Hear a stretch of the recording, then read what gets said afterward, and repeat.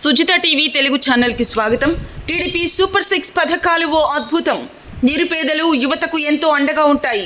TDP రాగానే ప్రతి మండలంలో వర్క్ ఫ్రం హోమ్ స్టేషన్లు ఏర్పాటు.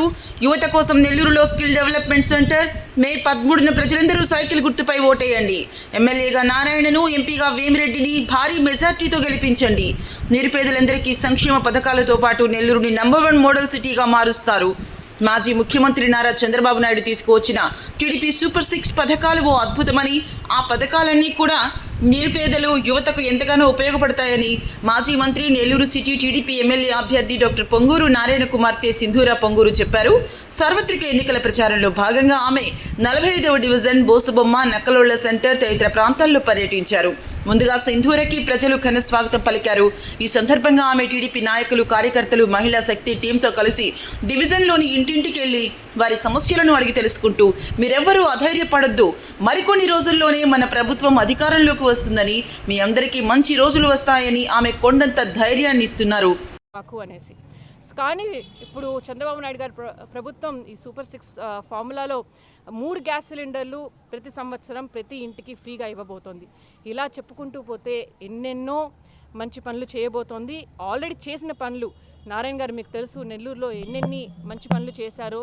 నెల్లూరు అభివృద్ధి కోసం, నెల్లూరుని స్మార్ట్ సిటీగా తయారు చేయడానికి, దోమలు లేని నగరం కోసం అండర్ గ్రౌండ్ డ్రైనేజీలు కానివ్వండి, టిట్కో ఇల్లులు కానివ్వండి, లేకపోతే ఎండ్ రోడ్లు కానివ్వండి, పార్కులు 70కి పైగా పార్కులు కానివ్వండి, నెక్లెస్ రోడ్ కానివ్వండి, బారాషాయి దర్గా, అలాగే షాదీ మంజిల్, ఇలా ఎన్నెన్నో అభివృద్ధి పథకాలు చేయించడం నారాయణ గారు కొత్త కాదు. ఆయన డెఫినెట్గా గెలుస్తారు, అధిక మెజారిటీతో గెలుస్తారు. అలాగే వేమిరెడ్డి ప్రభాకర్ రెడ్డి గారు కూడా అధిక మెజారిటీతో ఎంపీగా గెలుస్తారు. వాళ్ళిద్దరూ గెలిచి డెఫినెట్గా నెల్లూరుని ఒక స్మార్ట్ సిటీగా నేషన్లోనే నిలబెడతారని నేను మీకు ప్రమాణం చేస్తున్నాను. సింధు మేడం గారు డోర్ టు డోర్ క్యాంపెయినింగ్ చేస్తున్నారు. నక్కలోల్ సెంటర్లో అక్కడుండే ప్రజలందరూ నారాయణ సార్ గెలిచినప్పుడు ప్రతి ఒక్కరికి ఇల్లు ఇవ్వడం జరిగింది. కానీ ఎప్పుడైతే వైసీపీ ప్రభుత్వం వచ్చిన వెంటనే నారాయణ సార్కి ఏదో అభివృద్ధి చేశారని పేరు వస్తుందని చెప్పి అక్కడ ఇల్లు ఇవ్వటం ఆపేశారు.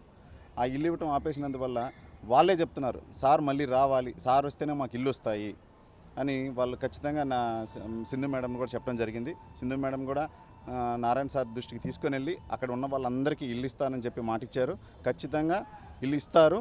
నారాయణ సార్ని బంపర్ మెజార్టీతో మేము అందరం గెలిపించుకుంటాము. అట్లాగే వేమిరెడ్డి ప్రభాకర్ రెడ్డి గారిని కూడా ఎంపీగా గెలిపించుకుంటామని చెప్పి తెలియజేస్తున్నాం.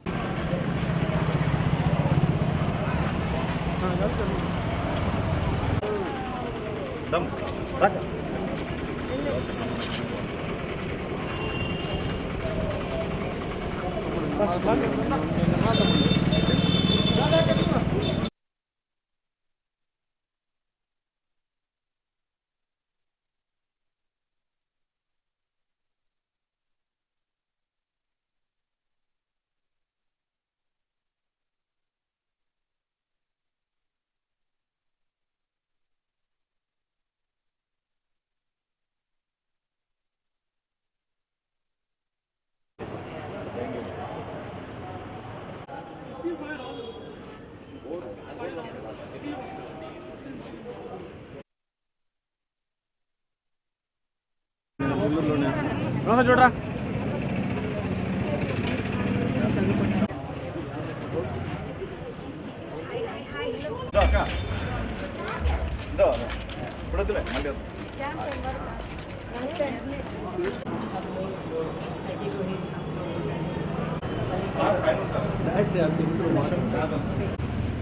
అది కూడా మనకి మిగులుతుంది కదా.